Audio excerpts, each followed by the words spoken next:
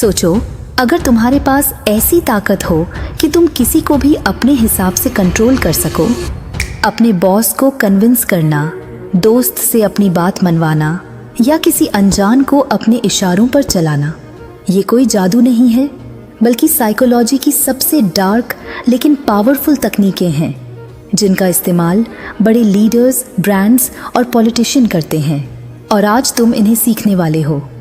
लेकिन याद रखो, ये सिर्फ एजुकेशन के लिए है। इसका गलत इस्तेमाल मत करना, क्योंकि ये ट्रिक्स इतनी असरदार हैं कि इन्हें जानने के बाद तुम्हारी सोच ही बदल जाएगी। अब गेम शुरू करते हैं। The illusion of choice. कभी सोचा है कि लोग अक्सर तुम्हारी बात क्यों नहीं मानते? क्योंकि उन्हें लगता है कि वो खुद डिसीजन ले रहे हैं, लेकिन असली मास्टरमाइंड्स उन्हें ऐसा विकल्प देते हैं जो दिखता तो खुला है पर असल में कंट्रोल में होता है। जैसे अगर तुम अपने दोस्त से बाहर जाना चाहते हो तो सीधे मत कहो चल बाहर चलते हैं, बल्कि ये कहो भाई बाहर जाना है, पिज्जा हट चले या डोमिनोज। अब उसे लग रहा है कि वो खुद चॉइस कर रहा है, लेकिन असल में दोनों चॉइस तुम्हारी हैं। बड़े ब्रांड्स और पॉलिटिशियन भी यही करते हैं, लोगों को चॉइस का भ्रम देते हैं, पर असली कंट्रोल उनके हाथ में होता है। धीरे धीरे हाँ बुलवाओ। अगर तुम्हें किसी से कोई बड़ा फेवर चाहिए तो सीधे मांगने से मना हो सकता है, लेकिन अगर तुम पहले छोटे छोटे हाँ बुलवाओ तो उसका दिमाग धीरे धीरे उस बड़े फेवर के लिए तैयार हो जाता है।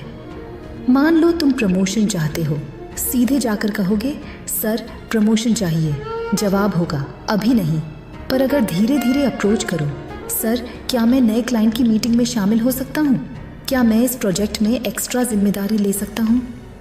क्या मैं लीडरशिप वर्कशॉप अटेंड कर सकता हूँ?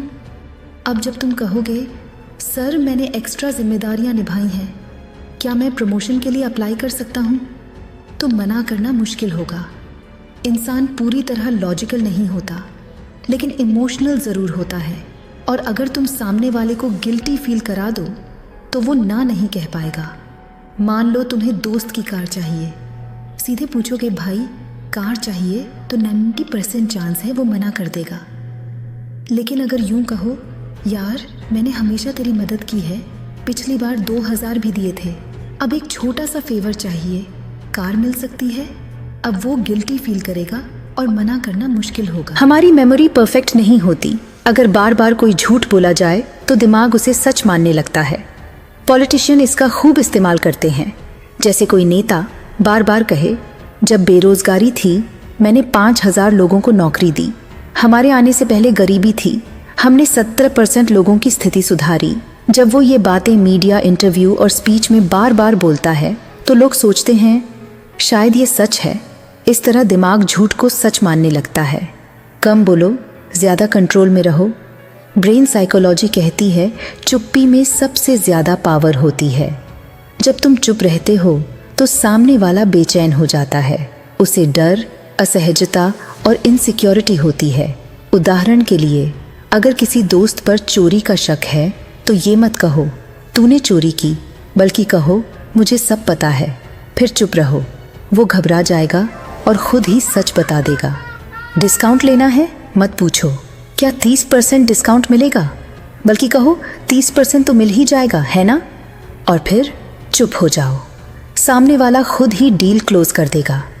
बहस में जीत नहीं पा रहे, कुछ मत कहो, बस उसकी आंखों में देखो और मुस्कुराओ। सामने वाला खुद ही अपने तर्क पर डगमगाने लगेगा। कम बोलो, स्मार्ट बोलो और लोगों को महसूस कराओ कि वो खुद सोच रहे हैं, जबकि खेल पूरा तुम्हारे कंट्रोल में हो। अगर ये सीक्रेट्स पसंद आए हों तो डार्क विदिन से जुड़ो और सीखो माइंड कंट्रोल की अगली लेवल की ट्रिक्स।